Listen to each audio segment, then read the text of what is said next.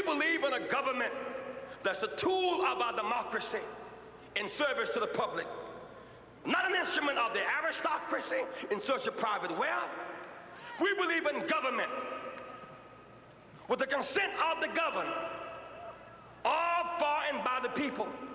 We must now emerge into a new day with a new direction.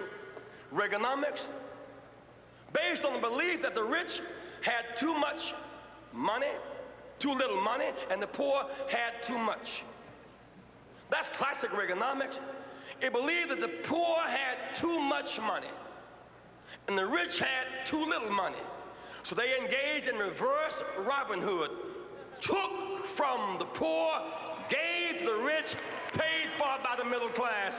We cannot stand 4 more years of Reaganomics in any version, in any disguise.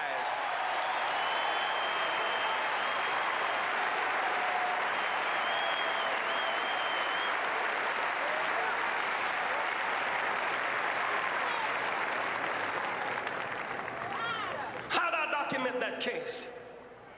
7 years later, the richest 1% of our society pays 20% less in taxes. The poorest 10% pay 20% more. Reaganomics. Reagan gave the rich and the powerful a multi-billion-dollar party.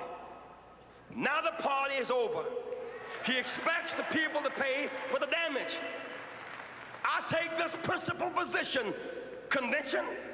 Let us not raise taxes on the poor and the middle class, but those who had the party, the rich and the powerful, must pay for the party.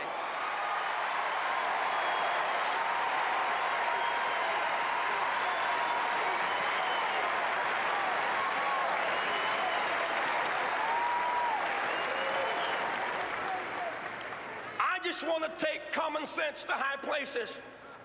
We're spending $150 billion a year defending Europe and Japan 43 years after the war is over.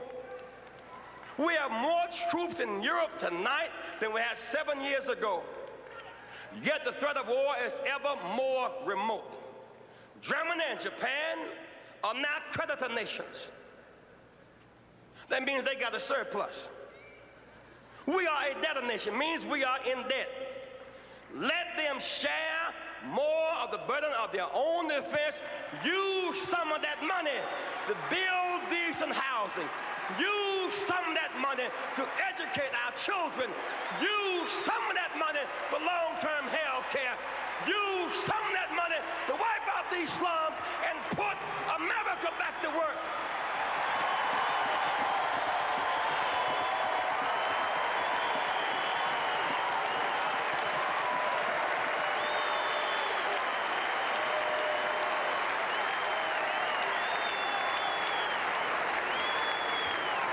I just want to take common sense to high places.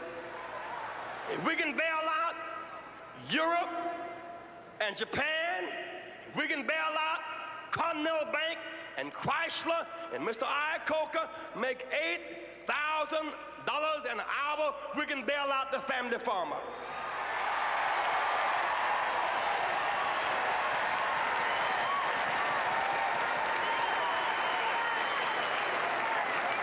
I want to make common sense. It does not make sense to close down 650,000 family farms in this country while importing food from abroad subsidized by the U.S. government. Let's make sense. It does not make sense to be escorting oil tankers up and down the Persian Gulf, paying $2.50 for every $1 worth of oil we bring out, while oil wells are capped in Texas, Oklahoma, and Louisiana. I just want to make sense.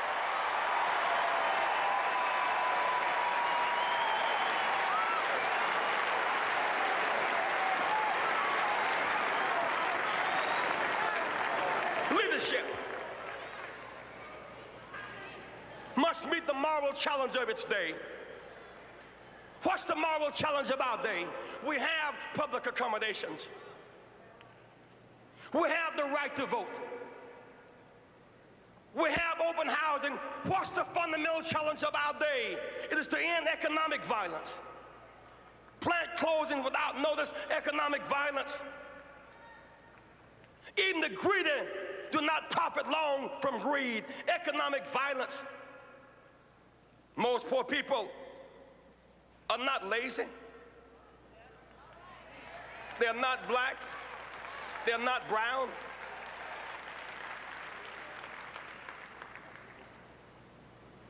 They're mostly white and female and young. But whether white, black, or brown, a hungry baby barely turned inside out is the same color. Call it pain, call it hurt, call it agony. Most poor people are not on welfare. Some of them are illiterate and can't read the want ad sections. When they can't find a job that matches their dress. They work hard every day. I know. I live amongst them. I'm one of them. I know they work. I'm a witness. They catch the early bus. They work every day. They raise other people's children. They work every day. They clean the streets. They work every day. They drive dangerous cabs. They work every day. They change the beds you slept in these hotels last night and can't get a union contract. They work every day.